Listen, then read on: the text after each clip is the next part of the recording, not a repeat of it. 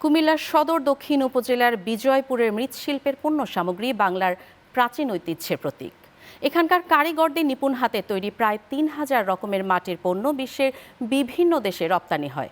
উৎপাদিত পণ্য দেশের ৪০টি জেলার চাহিদা মিটিয়ে আরও 18টি দেশে রপ্তানি হলেও গ্যাসের অভাবে অস্তিত্ব সংকটে পড়েছে মৃৎশিল্প কারখানাটি। কুমিল্লা থেকে সৈয়দ আহসান হাবিব পাখির পাঠানো তথ্য চিত্রে থাকছে টেস্ট রিপোর্ট।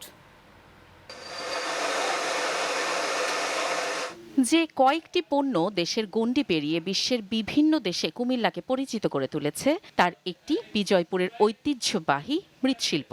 আধুনিকতার সঙ্গে তাল মিলিয়ে শত বছরের পুরনো এই মৃৎশিল্পে এসেছে নান্দনিকতা। মানুষের রুচির পরিবর্তন ও চাহিদা মাথায় রেখে তৈরি হচ্ছে নিত্য নতুন মাটির পণ্য। কিন্তু গ্যাস সংকটে মুখ থুবড়ে পড়েছে এই শিল্প।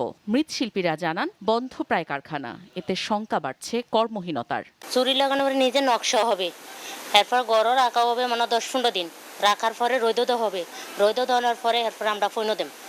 আমাদের গ্যাসের সমস্যা, আমরা বড় সমস্যায় পড়ে গেছি। অত গ্যাস থাকলে আমাদের আরো 30 জন আছে, 30 জনের হাতে এটা যায়, স্তরে স্তরে ভাগে ভাগে এটা একজনের পর এটা যাইয়া। ওই যে গ্যাসের কারণে আমরা অনেক পিছিয়ে যাই, মাল লাঠি ঘর দিয়ে মাল বানাইয়া পোড়াইয়া আমাদের লস আছে। স্থানীয়রা জানান 1991 সালে বিজয়পুর রুদ্রপাল মৃৎশিল্প সমবায় সমিতি গ্যাস সংযোগ পায়। 2015 সাল থেকে গ্যাসের চাপ কমে যায়। 2017 সালের দিকে চাপ প্রায় শূন্য হয়ে যায়। এরপর থেকে গ্যাস নেই বললেই চলে। বিজয়পুরের প্রোডাক্ট তো খুব অন্যরকম সৌন্দর্য, তো আমরা এখান থেকে প্রায় সময় কিনে নিয়ে যাই। প্লাস্টিক আর অ্যালুমিনিয়ামের ভিড়ে মৃৎশিল্পের প্রসার ও ঐতিহ্য রক্ষায় কাজ করে যাচ্ছে কুমিল্লা সদর দক্ষিণ উপজেলার বিজয়পুর রুদ্রপাল মৃৎশিল্প সমবায় সমিতি। একটাই দাবি, আমাদের প্রতিষ্ঠানে আবারও গ্যাসের প্রেসার সহ পূর্ণ প্রেসার সহ আমাদের লাইনটা সংযোগটা আমরা চাই।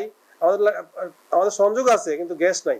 আসলে ঐতিহ্যবাহী মৃৎশিল্প ঠিক আছে, কিন্তু ঐতিহ্য হিসাবে আমাদের যে মূল্য পাওয়া, যেই দ্রব্যের মূল্য পাওয়া, এই মূল্যটা আমরা পাচ্ছি। শিল্পটিকে বাঁচাতে নিরবচ্ছিন্ন গ্যাসের ব্যবস্থা করতে সরকারের সংশ্লিষ্ট কর্তৃপক্ষের হস্তক্ষেপ কামনা করছেন মৃৎশিল্প কারিগররা।